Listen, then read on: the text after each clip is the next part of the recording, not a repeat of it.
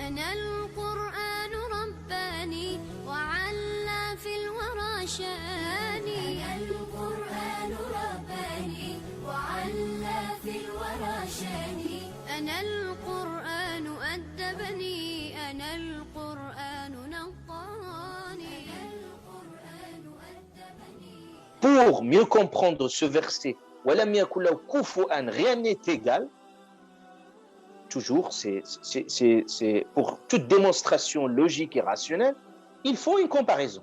Parce que pour vous dire que ça c'est égal à quelque chose, il n'est pas égal à quelque chose, il faut les comparer.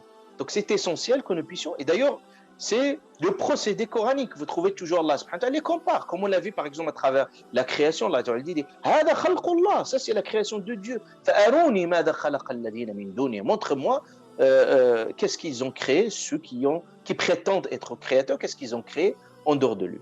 Et vous trouvez toujours ce procédé qui se répète dans le Coran al-Karim. C'est pour ça que c'est essentiel. Inch'Allah, je vais me contenter que de deux noms d'Allah Azza wa Jal, qui sont les plus simples à comprendre, et on va les comparer. Et on va les comparer, Inch'Allah Azza wa Jal, entre l'humain et le divin. Et vous allez comprendre que rien n'est égal à lui, subhanahu wa ta'ala. Je vous ai choisi un nom, parce qu'il nous a accompagnés dès le début, et on va continuer, Inch'Allah Azza wa Jal. Le nom d'Allah Ta'ala, al-Khaliq, le créateur.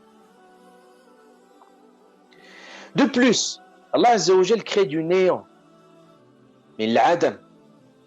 Et il crée du néant et sans aucun modèle préexistant. Alors, pour l'être humain, c'est impossible.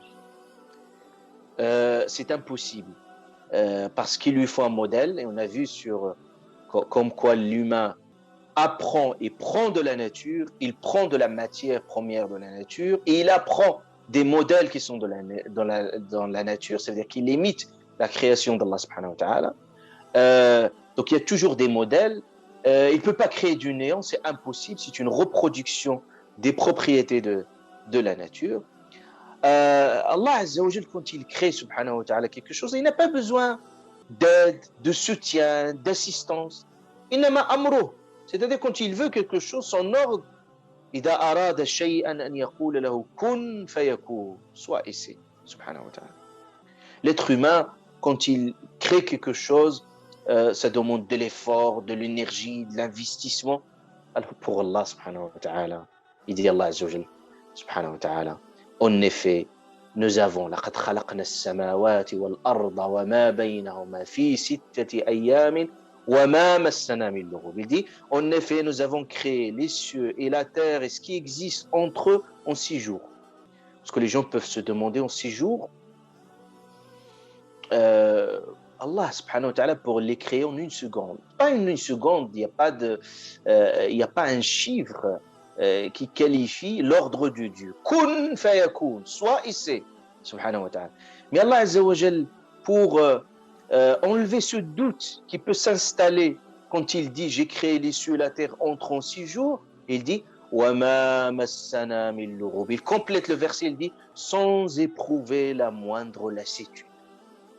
C'est-à-dire pour dire pour également saper aussi notre conception au sujet de Dieu, que certains disaient qu'il s'est reposé pendant un jour bien donné. Il dit Allah subhanahu wa ta'ala وَمَا مَسَّنَا مِن لُغُوبٍ. Mais pourquoi les créer en 6 jours? Abdullah ibn Abbas radiallahu anhu dit Allah a voulu les créer en 6 jours alors qu'il était capable de les créer subhanahu wa ta'ala en un temps record.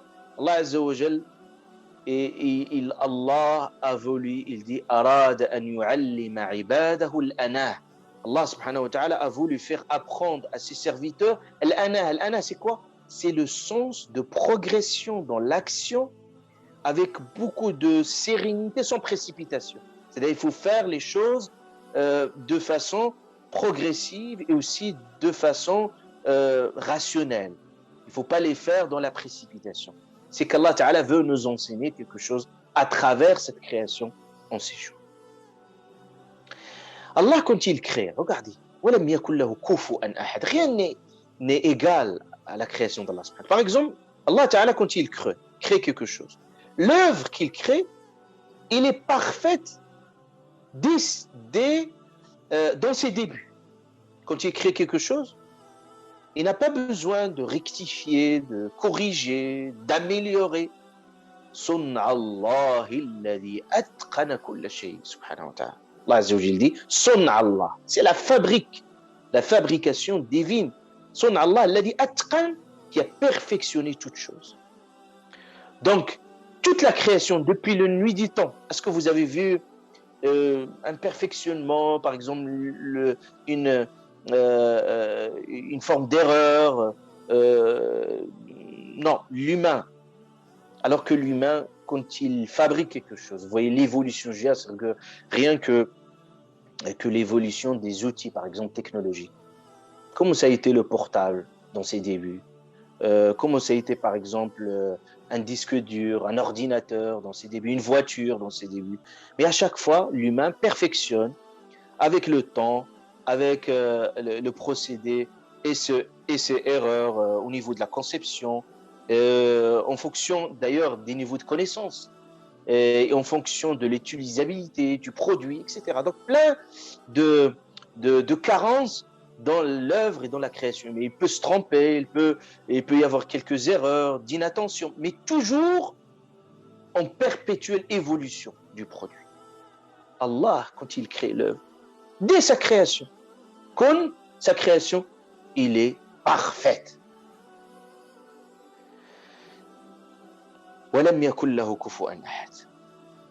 L'humain, avant qu'il crée quelque chose, il réfléchit, il planifie, il met des stratégies. Et parfois ça marche pas.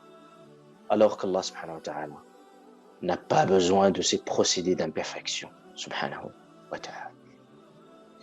Et je termine avec un autre nom. Ça, c'est un exemple. Et vous pouvez démontrer tous les attributs d'Allah subhanahu wa ta'ala, sans exception. Et vous trouvez toujours